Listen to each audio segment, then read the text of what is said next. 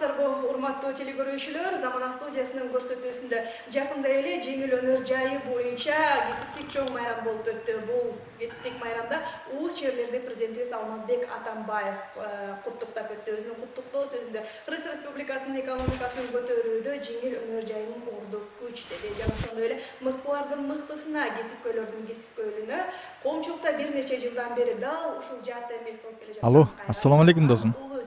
Кандайсың? Кутман таң менен. Досум, экөөбүз жолугушпайлыбы?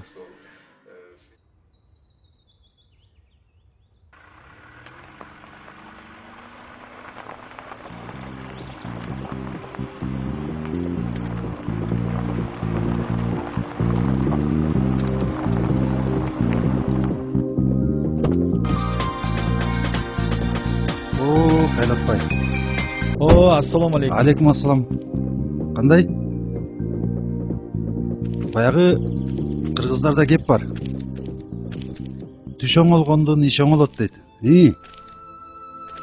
Негизи эле, досум, кеп түштө эмес экен. Ушул Бишкектин үстүнөн карап, элибиздин күнүмдүк турмушун көрүп, мамлекетибиздин анча-мынча көйгөйлөрүн сырдасакпы деп чакырдым эле.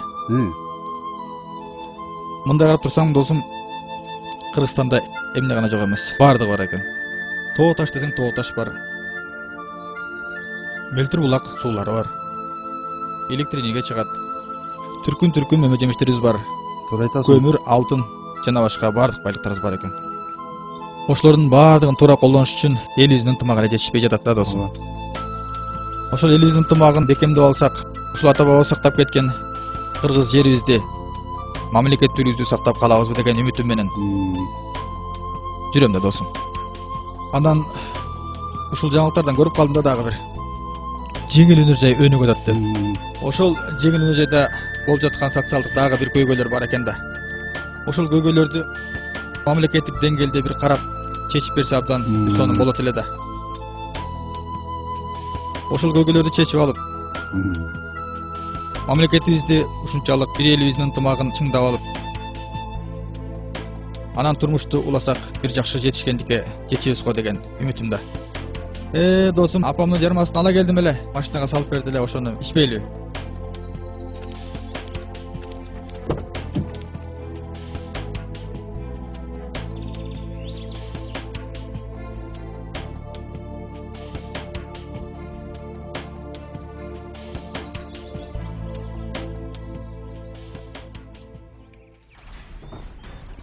Бизден кам санаба. Барганда телефон чалып кой, макулбу? Тайкеңе телефон чалып койдум. Ал сени тосуп алат. Макулбу? Каатыр болбоңуз. Жүрө кой. Макулбу? Болуптур эми. Давай анда жакшы бар. Болуптур, жакшы болуңуз. Мейлиңиз. Макул эми. Жакшы. Ой, болуптур эми, жакшы. Уулумду жакшылап жетишпайм шаарга.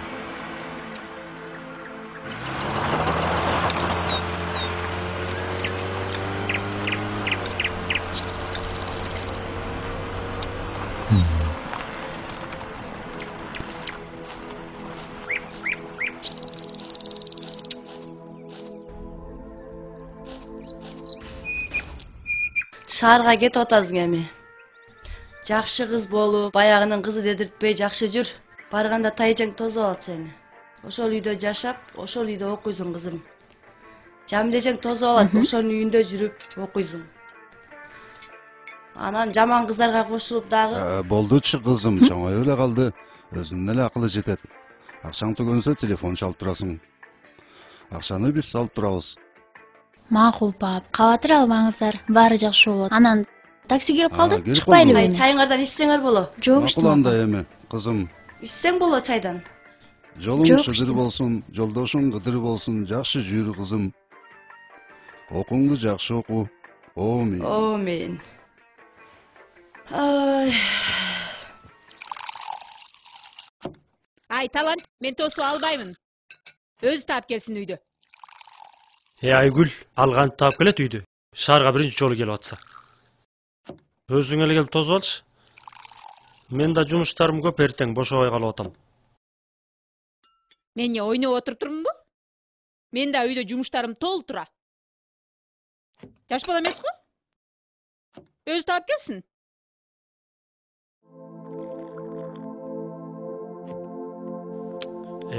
Билгениңди кылчы.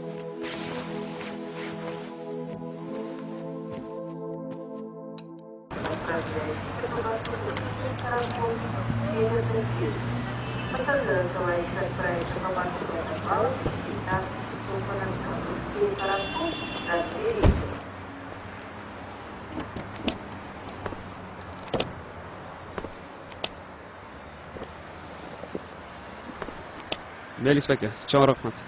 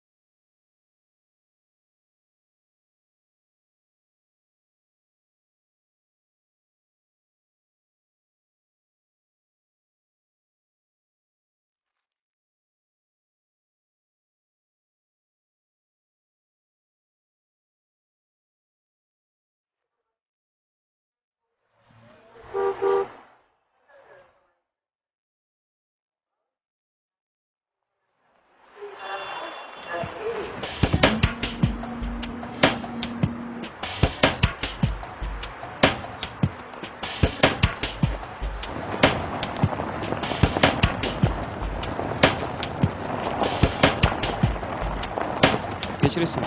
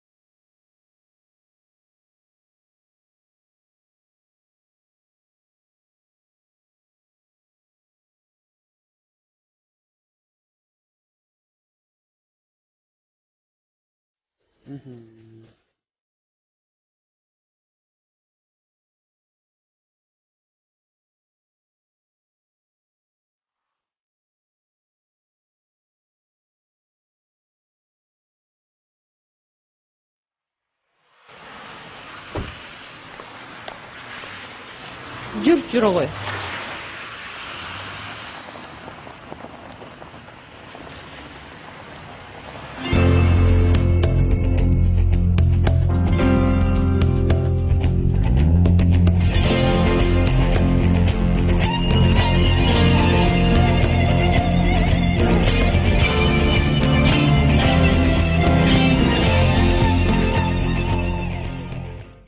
Мына кара чач биздин үй ушул. Да, жоңуктугда экен. Мага аябай жакты. Жездең экөөбүз аракет кылдык.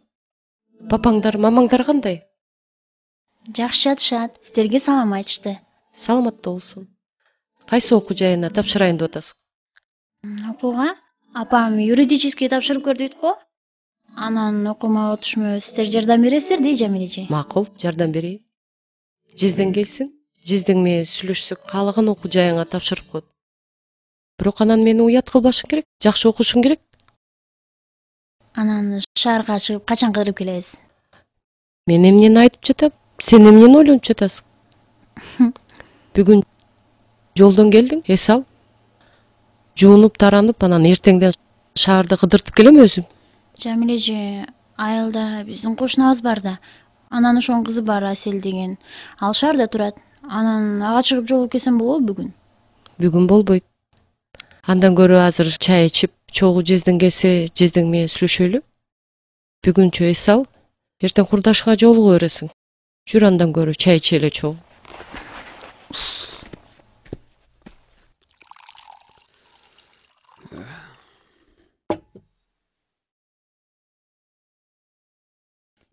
Анан качан жумушка карайын деп атасың? Тиги билбейм, тайкем келсинчи, тайкем менен сүйлөшүп көрөм го. Анан балким тайкем жумуш караштырып берет болуш керек. Хай койчай. Тайкеңдин жумушу чачынан көп. Аны бара кылбай, эртең менен эрте туруп, өзүң жумуш издеп карай бер. Шаарда жумушуң жок болсо ачка каласың да. Анан какта жашайын деп атасың? Менбе? Мейли. Жумуш тапканча ушул жерде жашай бер. Анан жумуш тапкандан кийин жумушуңа жакыныраак жерден квартирага чыгарсың. Кел ал, тамактан же. Жеп жатам.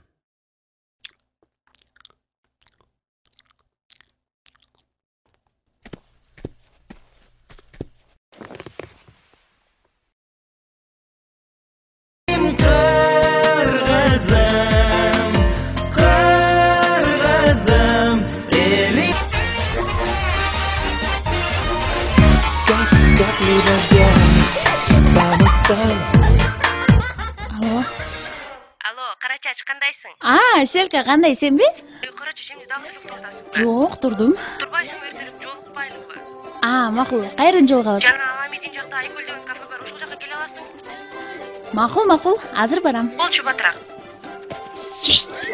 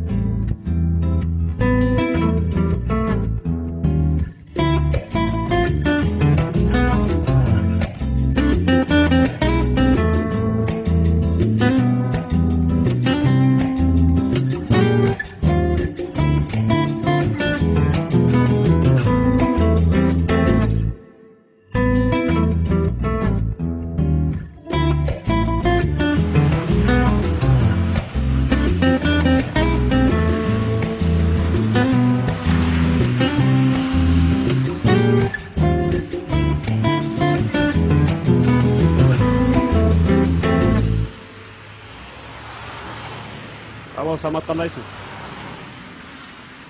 Мен Бекболот, айылдагы кошунам. Ооба, жакында эле келдим.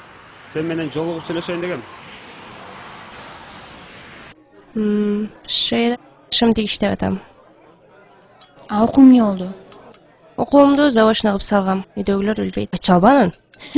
Жок, айтпайм. Акча барбы? Акча? Акча. Контракт деп алып келген бир аз акчам бар. Эми Жүрбөйсүң аны кафеге ара салып келебиз. кафеге? Бирок менде деле акча бар болчу. Кече күнү айылга салып жибердим. Келатканымды айтканда мен үйгө катып коймокмун. Кеттикчи. Мейли. Кел болот.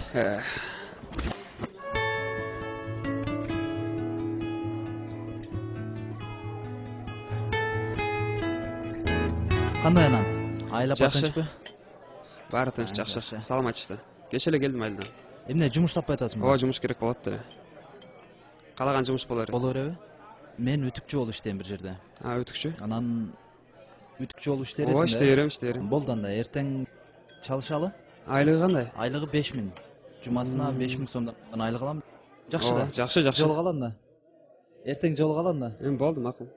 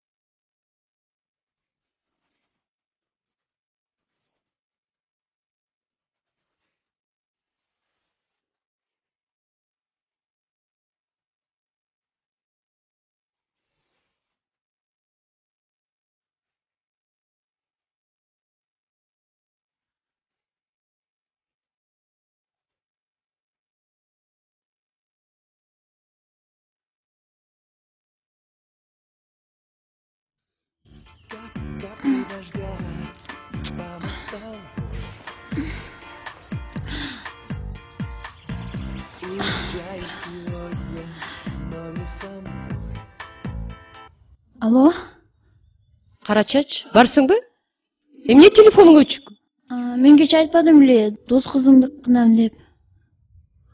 Телефон батарейкасы отуруп калды. Сени биз түнү менен издеп чыкпадыкпы? Дайныңды билгизип койбойсуңбу? Мен жакшы элем, эжеке. Тез үйгө кел. Макул, азыр барам. Асел. Турчу, Асел. Тур, мен үйгө кеттим. Тур эми. Наймаздра. Турчу. Турам дедим ғой. Ай. Ах, башы.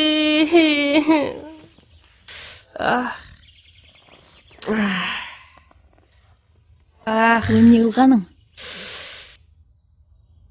Кыз киши да сенчери кишеби? Уят болбодуң дедим баарына. Кечирип койчу Карачач. Сен мени түшүнбөй калдың. Мен просто бул жашоодон тажап кеттим. Кандай жашоодон? Сен түшүнбөйсүң да. Күйөөмдөн ажырашкам. Кызым Акшапам колунда. Атам байкуш оорулуу.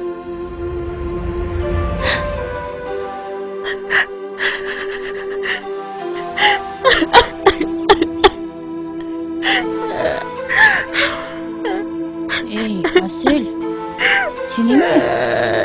Асел? Мен эртеден кечке сүйөй адамын, менин мектебим.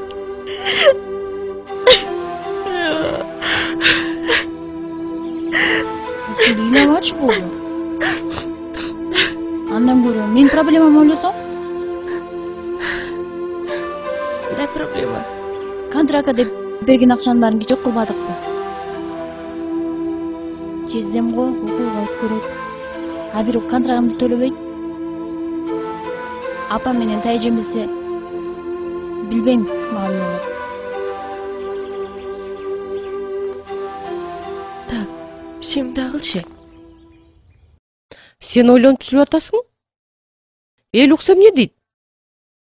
Шаарда эжекеси турса, жатаканага чыгып жашайм деп. Апаң эле жеткирип барат эртең эле. Жок, Жамилже, сиз түшүнсөңүз, мен жашаган жерим окуума жакын болуп атпайбы? Анан барып келип да кыйналбайт элем дегеним. Болуп тур. Болуп тур. Бирок апаңа өзүң чалып түшүндүрүп айтасың. Уктуңбу? Айтам апама. Контрактка акча бердим деп айтты эле го. Ооба. Барбы акчаң? Бар акчам. Акчам бар. Анан апама айтпай эле коюңуз бул жөнүндө. Ну смотри. Кел тамакка кара.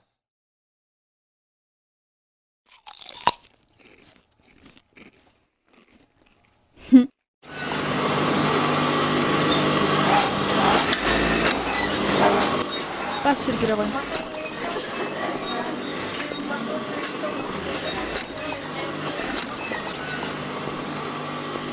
Кыздар кичине көңүл буруп койгула.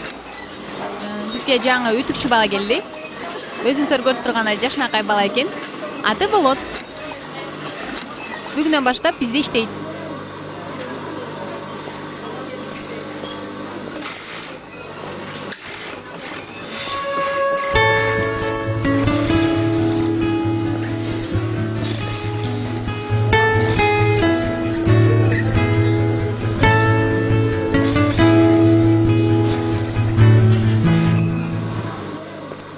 Өзүң көргөндөй, мынакей бул жерде жалаң үтүкчүлөр иштешет. Өзүң окшогон жашынакай жаш балдар.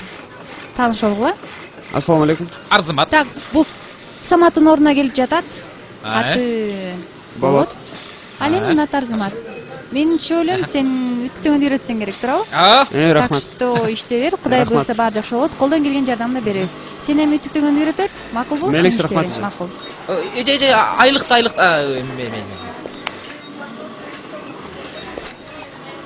Так, Боке. Мына моун түтпөйсүң, мынакей. Буруш калып жүрбөсүң, мына.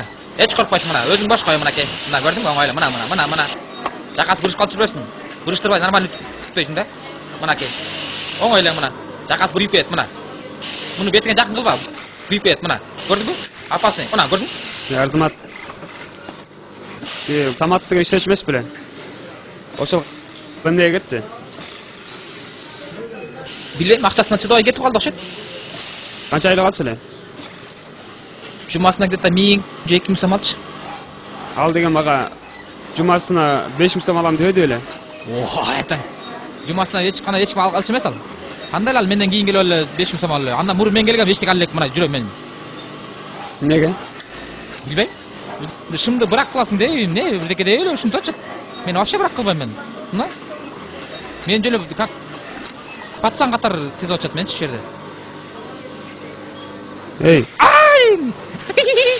Эле барачан. Дип атты белем. Ёп. Азыр. Аны экити коеюн эми. Айтпа. Ай. Арзымат. Киргендечи 73-чү машинкада бир кыз отурат го. Машинкада ошол качан келди эле? Карап келейинби? Сен биякта карап тур, шеф келип калбасын, а? Азыр.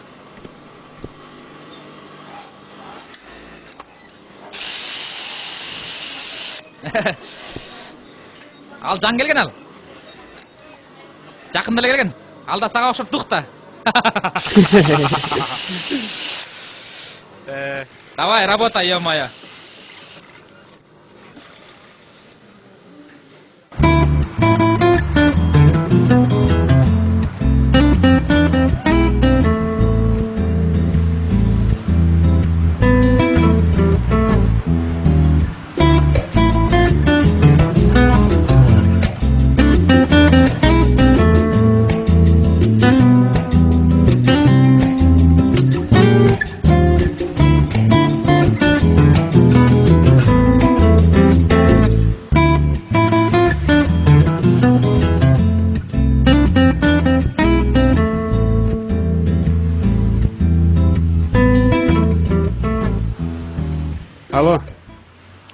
Самат кандайсың?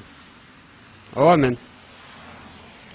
Сен мага жумасына 5000 сом алам дебедиң беле? Ал жакта андай акча төлөбөйт экен. Ооба болот. Бирок эч жака кетпей, ошол жерде көпкө иштесең, жумасына 5000 сом акча берет. Бирок мен чыдаган жокмун. Ал жерде акырындык менен көтөрөт экен айлыкты. Кетейин десем, технолог ордуңа адам тапмайынча эч жака кетпейсиң дегенден сени киргиздим ордума. Анын үстүнө ал жерден трудовой книжка да ачылбайт. Анан эртең картайганда кайдан пенсия алабыз? Андан көрө келечеги бар, пенсияга чыгара турган жумуш издейин дедим. Маршрут келип калды. Бас кеттик. Жүр. Мейли, да сөйлөшөбүз го. Мейли.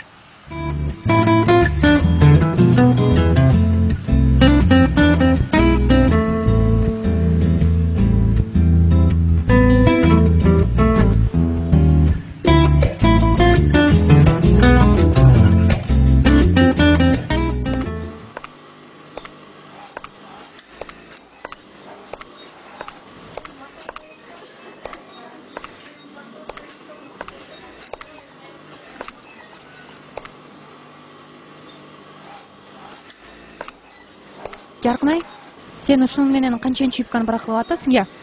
Сага эмне сөзсүз эскерип туруш керекпи? Канча жолу брак кылдың, я? Канча жолу брак кылдың? Карасаң мунун тигилишин. Көңүл бурбайсың ушуга. Кечирип коюңузчу. Канча жолу кечирейин? Жашлап тиккениң.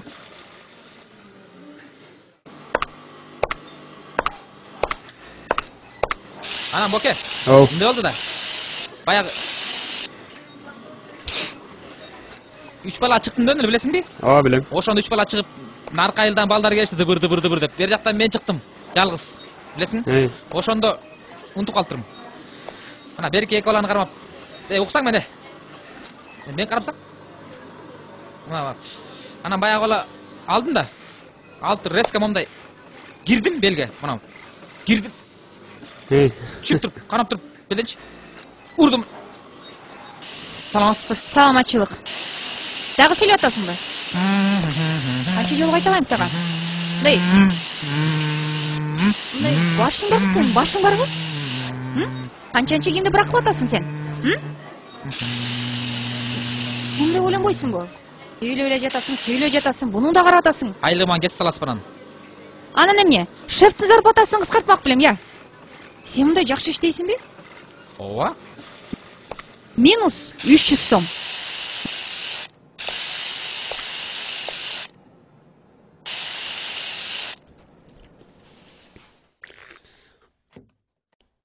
Боке. Айылда жүргөндө жыргал болчу. Наркы көчөнүн балдары топурап бери көзсө түшүп келет ат менен. Бир көчөдө мен жалгыз. Бүт балдарды аркага алып туруп өзүм чыгам, жалгыз чыгам. Ошол жерден 3 бала менен мушташам. Ярзымат. Котсаң айтып туйын. 3 бала менен мушташам. Көтөрүп туруп бирөөсүн чагам. Ярзымат. Эмнелик кийимдерди кийгизип бересиң? Кичине көңүл коюп иштесең боло. Унутуп калып атам. Бул жерде иштегениңе канча жыл болду? Так, иштегениме 7 ай болуп калды го. Карачы. Иштегениңе 1 жылга жакындап калыптыр. Болду эми күйгүзө бербе. Өзүң эле жаман. Айлыгыңдан кесип алып, кыйратканда эле акча албайт экенсиң. Бул ашканага канча төлөйсүң? Жей берем, айына аянда 3000 сом берип коем. Тек квартплаткачы. Ошондо 6000 күйгүзгөн шымдарыңа кетсе. Ошондо канча калат? Где-то жуманын аягында 2000 сом алам. Болду. Бүгүндөн баштап тамакты үйдөн жасайбыз. Сен кийимдерди күйгүзбөйсүң. Акча чогултабыз.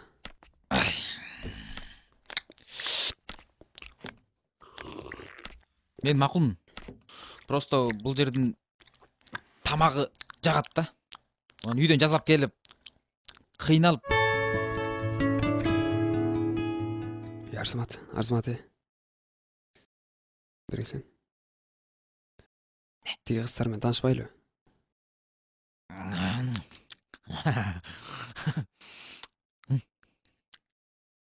Оңайлы. Кайсынсы? Сабизы мененби, же дарбызы мененби? Уялчак болуп кеттим эле. Эй, Акырын. азыр карасың. Шарт эле таанышамыз. Азыр таанышып келемиз. Уктуңбу? Нормально эмби?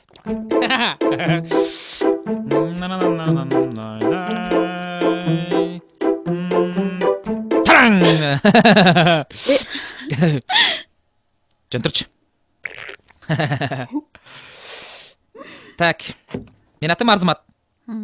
А сиздикичи? Атым Карачач. А тетиги жигиттин аты Болот. Может, таанышып коет турсуз барып? Таанышпадыкпы? Меники Карачач, аныкы Болот экен. Дагы эмне керек? Жүрбөй жебейсиңби?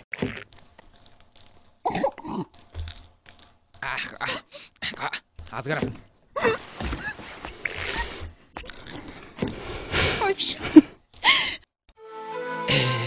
Ошол мындай. Мен апам, атам төрөлегимде эле кайтыш болуп кетишкен. Апам мен төрөйүн деп төрөттөн каза болуп. Чоң атамдар, чоң апамдар 3 айыма чейин багышып, кыйналып бага албай, балдар үйүнө берип салышат. Мен алардын эч кимсин тааныбайм. Бирок мунун баары мага бала бакчадагы эже айтып берген. Алар апамды тааныса керек. Апаңдар таанса, чоң ата, чоң апаңдарды издеген жоксуңбу? Жок. Алардын баары кайтышып болушкан. Андан көрөп өз жанымда өзүм багайын деп чечтим. Туурабы? Туура. Арзымат, эч ойлонбо. Али биз жашпыз. Келечек алдыда. Кудай буйруса экөөбүз баарына жетишебиз. Биттичи. Андан көрөк тамак сайын бертеңки. Жакшы болот. Давай анда. Мындай кылабыз. Бир күн мен, бир күн сен жасайсың. Жакшы. Сүйлөштүкпү? Нормально. Кеттик жире.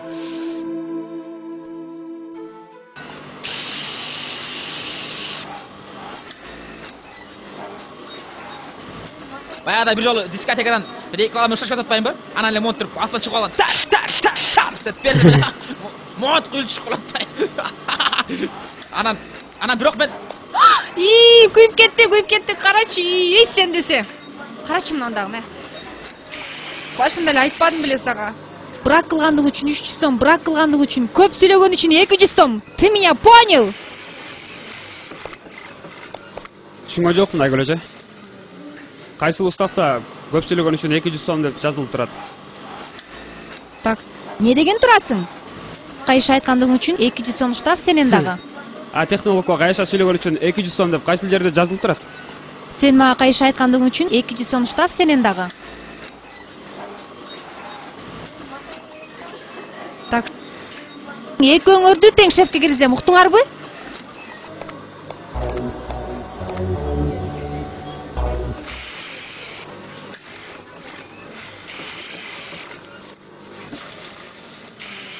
Рұқсат.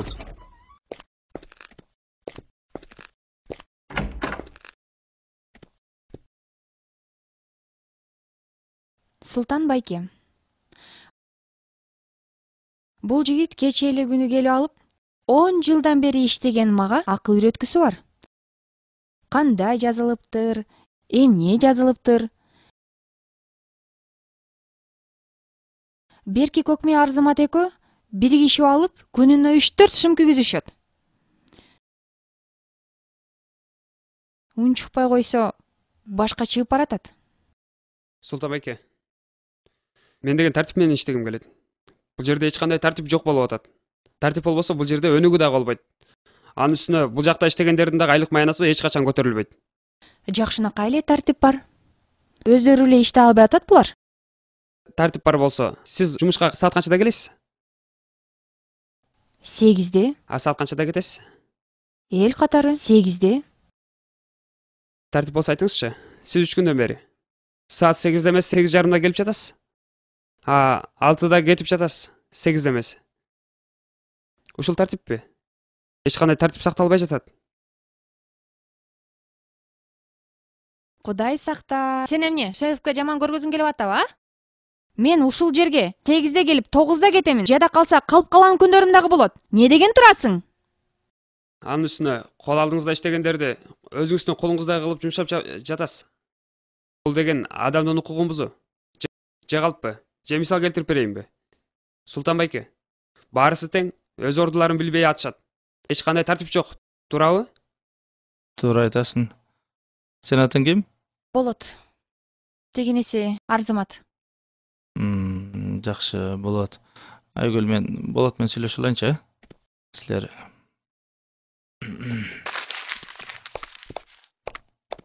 Бас. кел. Кайка? Сен үчүн бардыгы. Бас. Азамат, Болот, сен айтканың туура, тартип болбосо жумуш болбойт деген. Албетте тартип болуш керек. Сен өзүң кактан келдиң? Мен өзүм Оштон келдим. Оштон келдиң, Азамат. Сен мектепти бүттүң, анан жогорку жайына бүттүң, анан училища билим деңгээлиң кандай деп сурайын дегенде? Окуу жайды деле бүтө элекмин. Эле ошол Оштон 11-класста бүтүп, бул жакка келип окусамбы дегем. Карап көрсөм, чөнтөккө деле туура келчү деймиз. Анан иштесемби деп чечтим. Эми мындай да болот. Сен айтканың туура, тартип болуш керек, эреже болуш керек бардык жерде. Бирок эми биздин жашоо башкача да, бир аз башкача. Биздин мына өкмөттүн чыгарган мыйзамдары, мына сен айтканың туура, саат мынчада келип, мынчада иштеш керек дегениң биздин эмгек кодекстин бүт баары жазылган. Бүт баары каралган. Бирок биздин чындык жашоого мына шоуный бизнеске бир аз туура келбейт.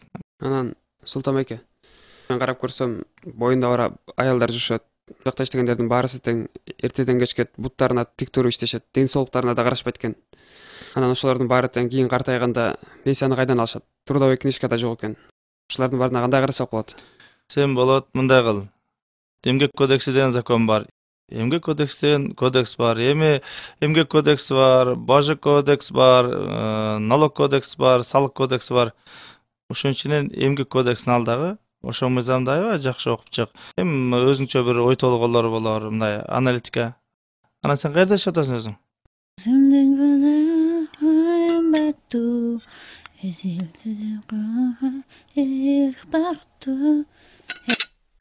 Жаку. Айткандай, жанагы Болот деген баланы мен бир жерден көргөндөй болтам да. Түшүңдө көрсөң керек. Жок. Мен аны бир жерден көргөм. Көзүм аябай жылы учурап атат. Айткандай. Жашынакай жигит экен, э? Жактырып калдыңбы? Ошондой го. Качан той жейбиз? Кыз сүйгөн менен пайда жок. А эгерде жигит сүйсө, башка сөз. Туура.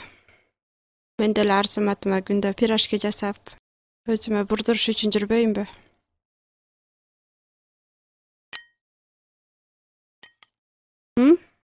Баса. Сүйүү үчүн күрөш керек.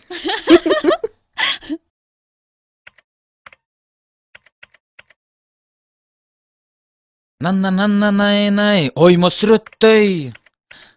Наннана. Ие, Болот. Эстегенде. Кече Айгүлдү. Я, Болот.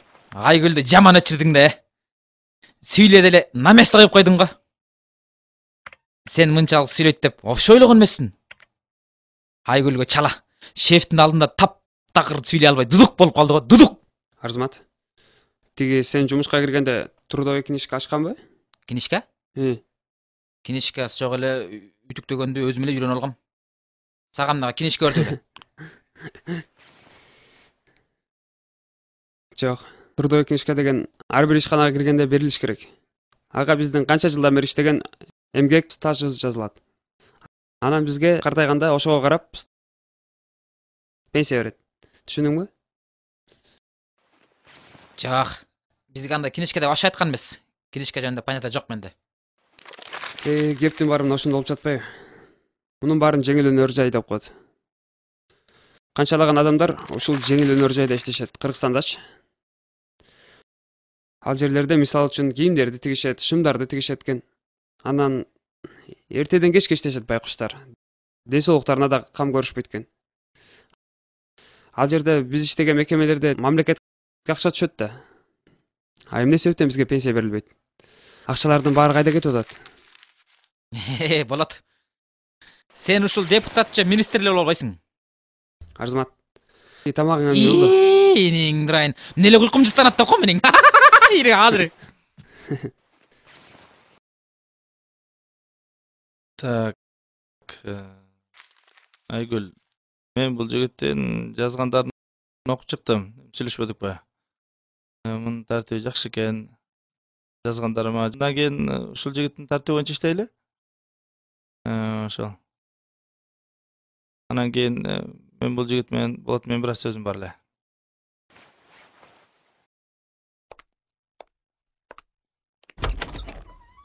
Султан эке, сизде бир жумушум бар эле.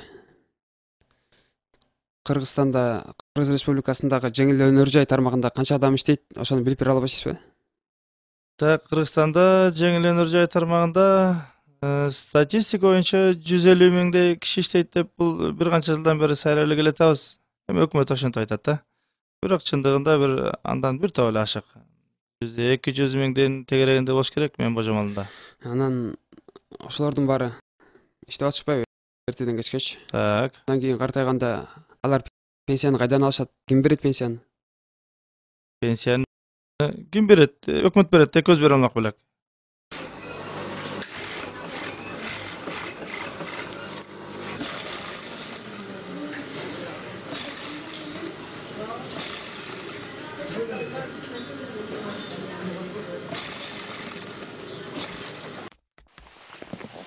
Алло, Жамилеже, кандайсыз? Кандайсың, красавица? Жатаканан кайтып келди? Эмнеге? Апаң айтты барып койчу деп. Азыр барам. Жок, Жамилеже. Эмне жок? Мен сабактамын да. Анда сабагыңа барып коеюн. Улуттук университетте окуйсуң да, туурабы? Ооба, туура. Бирок мен чыга албайм да. Сабактан бошобой калам го. Качан чыгасың? Кечинде саат 8-дерде. 8-дерде мен башка жака дагы барышым керек. Бошобой калат экенмин. Кой, азыр 15 минутта барып калам. Суранып чыгып тур 10 минутта эле. Жамилеже. Жамилеже. Папа. Жаку, улуттук университетке кайсы маршрутка барат? Билбейсиңби?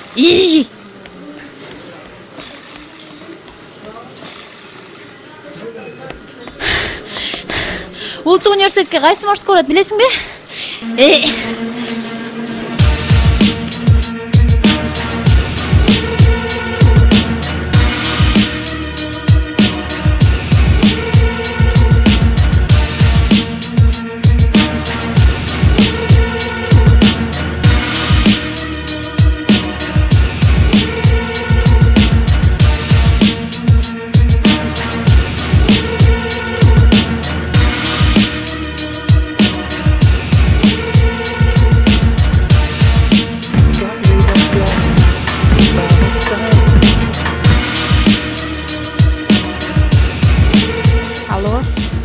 Улуттук университетке кеткен ал. Азыр эле сабактамыз деп айтпады.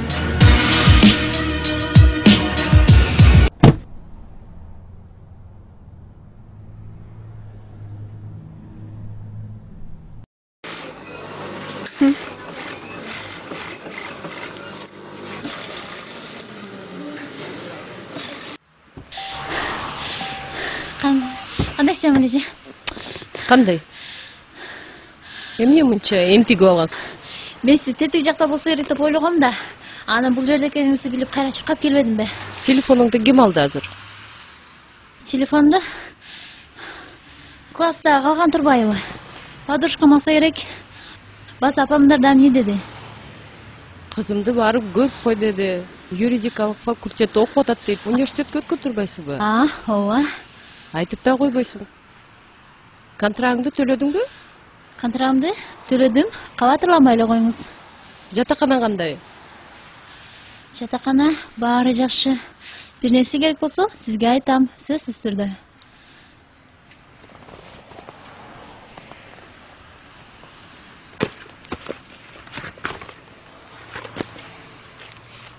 Мен мына акчага кем карчың болсо алып ал. Рахмат. Чоң рахмат. Бар кой анда. Сабактан кечпе, бар кой. Мениңсе, эже, жакшы туруңуздар.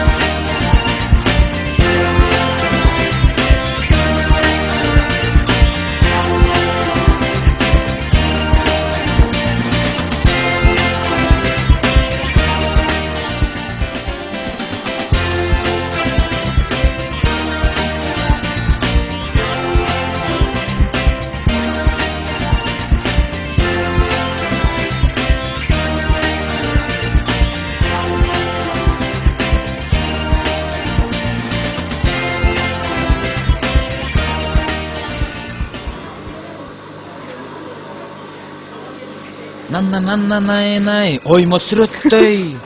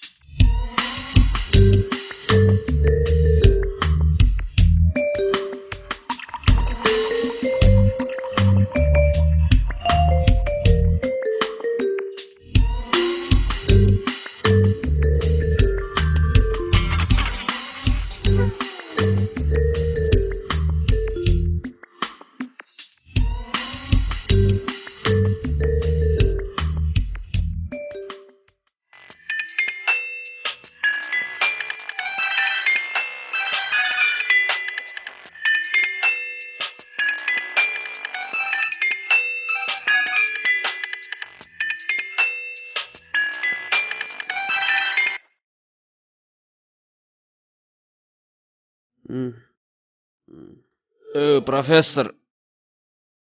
Не oldu? Turbaysың бай.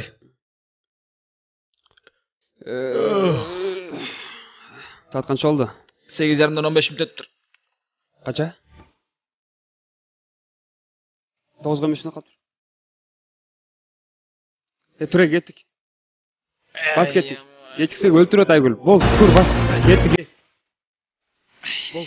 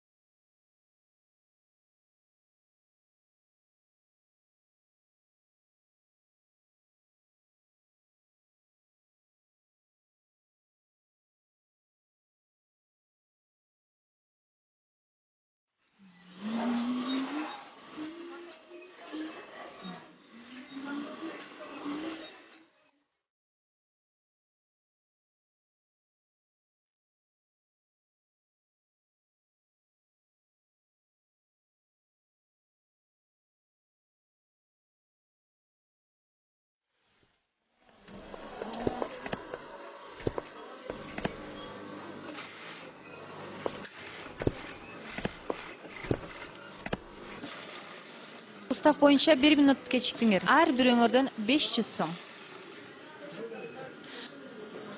Эсептесем, ошондо 1000 сом болот экен. Айгүл эже, болгону 5 минут кечигип турсуз го. Эмне эле атасыз? Койчу. 1 мүнөт болсо дагы экөөңөр кечиктиңер. Ал уставты мен эмес. Ал уставты сен досуң жазган. Бар иштегиле. Баргыла деп атам. Айгүл эже. Бар иштегиле деп атам. Мен эмне деп атам? Арзымат. Эмне эле атасың 500 сомго? Эртерээк туруш керек болчу.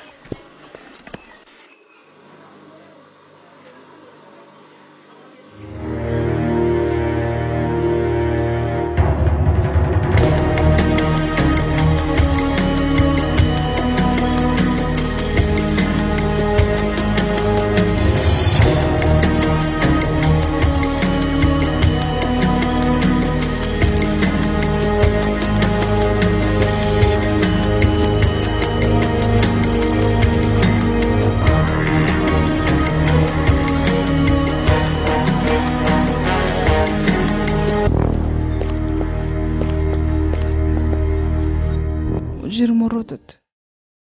Давай руку сначала проверим давление, а потом посмотрим. Голова не кружится? Башымдагы.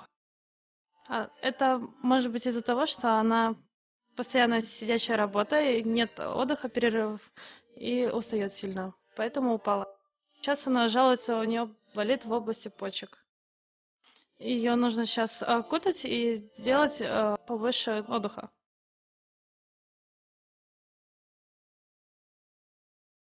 Фамилию скажи, пожалуйста. Эмиль Кызайбери. Я написала, что нужно сдать, какие анализы. Это сделайте.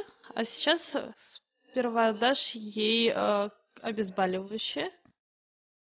В аптеке спустишься, сдашь ей обезболивающее.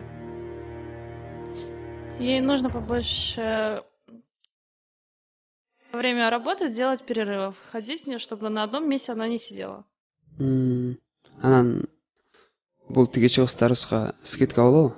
Скидок для швей нет, потому что это решается выше, в Министерстве здравоохранения. Скидки идут только участникам Великой Отечественной войны и инвалидам. И все. Рахмат. Түшүнүктүү. Эмес, рахмат, саламатта калыңыз. Саламатта туруңуз.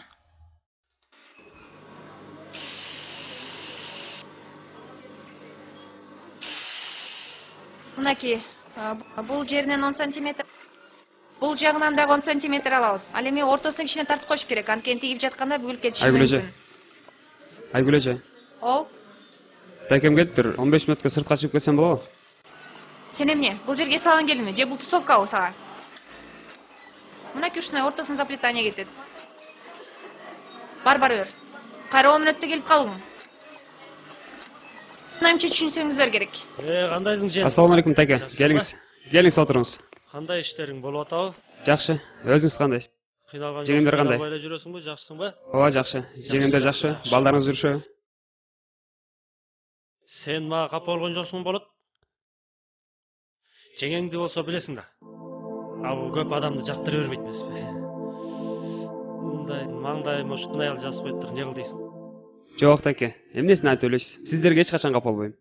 Жөн эле бул жумушума жакыныраак болсун деп бул жака көчүп келдим. Анан бүгүн айлык алдым эле. Ошону келип сага 1000 сом таштай кетейин деп. Жөн эле коюңуз. Жок, мага керек эмес. Жок, албайм. Жок, тим эле коюңуз. Сен албасаң тарынам. Кой, мен да жумуштарым бар эле. Жумуштан келаттым эле. Сен да кир иште. Мейли. Мейли анда. Жакшы барыңыз, келип туруңуз. Эмне эле атасыз эже? Тырышып эле. Эчтеке болгон жокмун. Ким тырышып атат? Мен сага бербейм дедим, бербейм. Күндө алып келип иччи элең го. Жок эже. Сиздин тамагыңыз жагат мага. Просто кечинде уктап калыптырбыз. Эртең менен шашылып бир бутузду кие албай бир бутуз деп шашылып чыгып келдик эже. Койчу, башымды ортпа. Бербейм дедим, бербейм. Жебесең жебей эле кой, мен сага бербейм дедим, бербейм. Карыз көрүп туруңузчу эже. Үйүңөн жасап жейин. Бир порция тамак берип туруңузчу эже. Жебесең жебей эле кой, мен сага бербейм дедим, бербейм. Бир порция тамак атам эже. Эмне ораңдойсуң? Просто биз эже акчага экономить этип атабыз. Ораңдоба мага. Мен кечине жасаган тамагымды унутуп калыптырбыз. Сен экономить эткенге акчаң мага эмне кереги бар? Арзымат. Акча кайда ала берчи, менде акча бар. Дедектиги. Айтып кой дагы. Акча кайда ала берчи. Быстро. 2 порция лагман. Просто жөн эле эмне кылар экен деп койсо.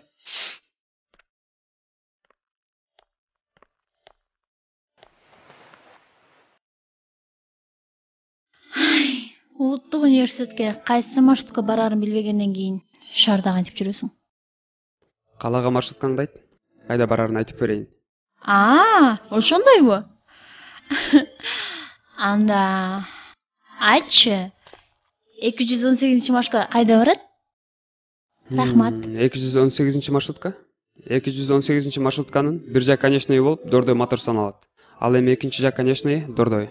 Дордой моторстон түп-түз Чүй проспектиси менен келип, Жаш гвардия бульварынан солго бурулат.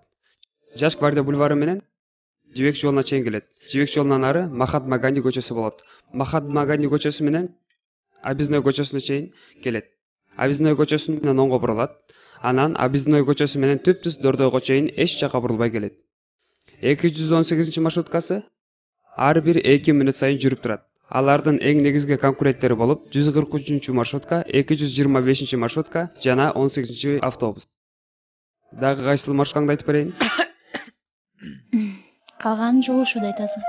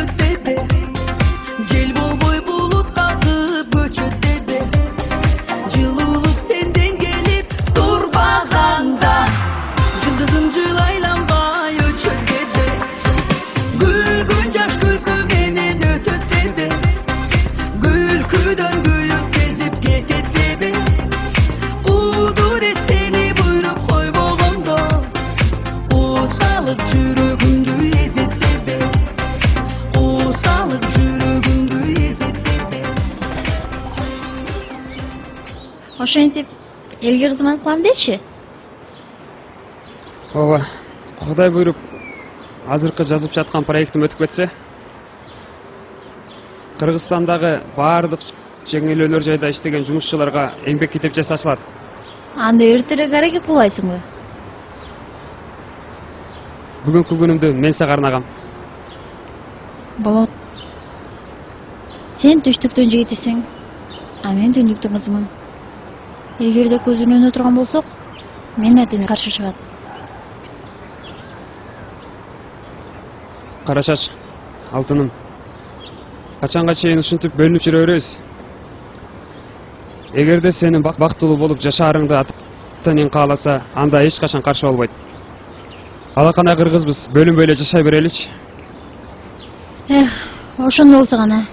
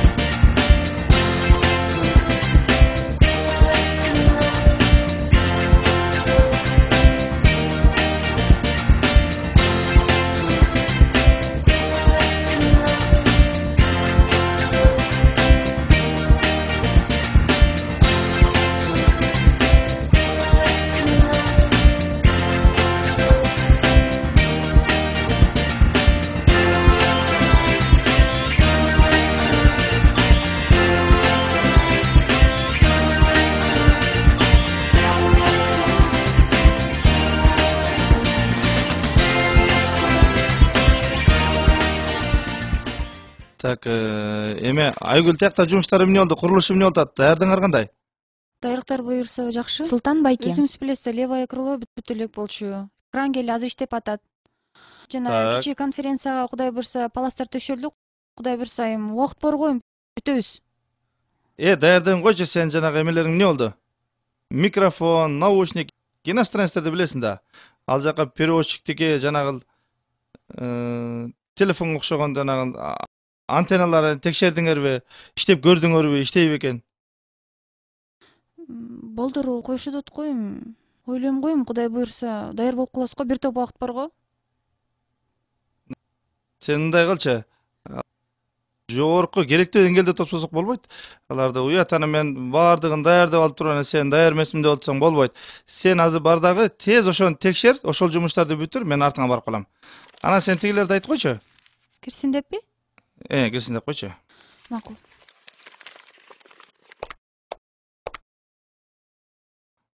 Кандайсыз? Так, болот. Сен мен иштерим аябай көп болуп атат. Сен өзү азамат жигит экенсиң. Көздөгөн оюңа жеткен, көздөгөн максатыңды ушу ишке ашырбай койбогон. Анан кийин мен сага бир айтайын деген эки жаңылыгым бар эле. Бири жакшы жаңылык, бири жаман жаңылык. Жакшысын айтайынбы же жаманын айтайынбы? Жаманынан. Жамандан баштай бериңиз. Жакшысынан. Жамандан баштай бериңиз. Жаманынан баштаңыз. Жамандан баштай берсем, анда сен бүгүндөн баштап жумуштан кеттиң. Бул жаман жаңылык. Эми жакшы жаңылык, сен менин ордума ушул жерди көзөмөлдөйсүн, ушул жерде башкарасың. Мына мен билесиң да, сенден башка ишенгеним жок. Экөөбүз сүйлөштүк. Мына кече мурда күндөн бери канча нерсени документтерди карадык. Сен документтерди билесиң, бүт баарын билесиң. Анан кийин уже даярсың. Анан кийин мен сага тапшырмасам, мен башка аргам жок.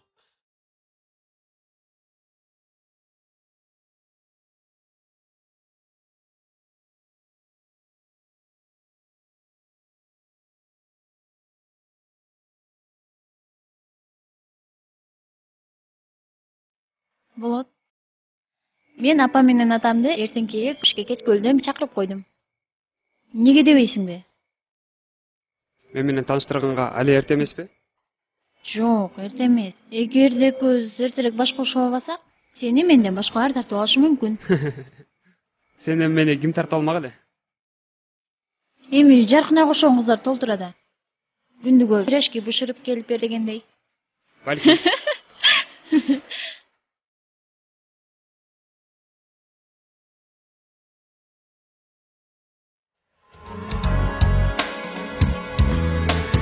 Бизде трудовой книжка обязательно керек. И паспорт. Паспортуңар болсо, паспортуңарды көрөсүңөр.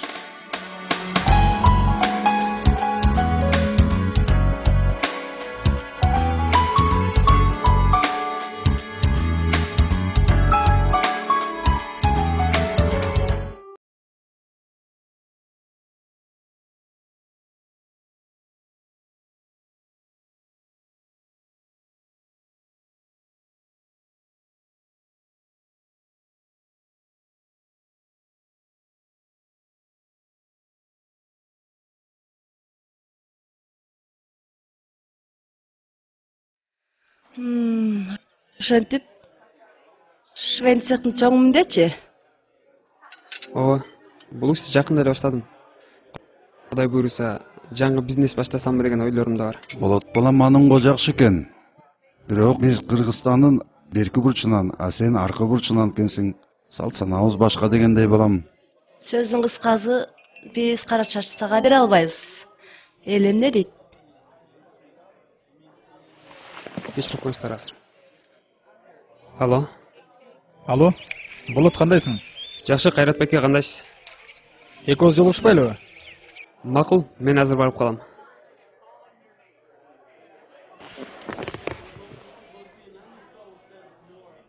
Кечиресиздер. Биз качанга чейин ушинтип бөлүнүп жүрө беребиз. Биз жаштар түндүктүктөр түштүктүктөргө үйлөнүп, түштүктүктөр түндүктүктөргө үйлөнүп, Кыргызстандын трайбализм деген проблемасын чечпесек, түндүк менен түштүктү бириктирип турган унаа жолу дагы, темир жолубуз дагы бириктирип бере алчу да эмес. катуу айтсам кечирип коюңуздар. Бирок кызыңыздарды баары бир мен алам.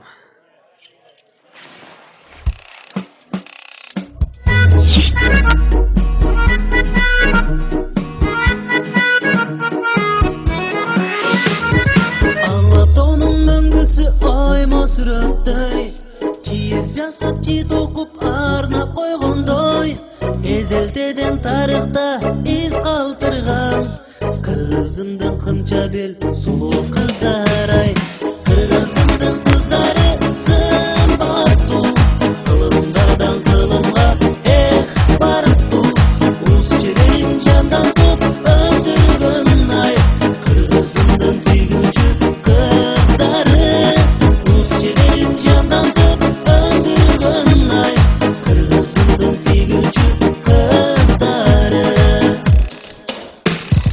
Акалпакты бийикке башка кийгизген, эр жигитти сүйдүрүп эсин оодарган, кыркырталак кыргыздын кыздарында бар, тазалайып көрменин бардын кыздар-ай, кыргызымдын кыздары сымбаттуу, кылымдардан кылымга бардуу, уз чеберин жандантып өндүргөн-ай, кыргызымдын түйгүнчү кыздары, уз чеберин жандантып өндүргөн-ай, кыргызымдын түйгүнчү кыздары.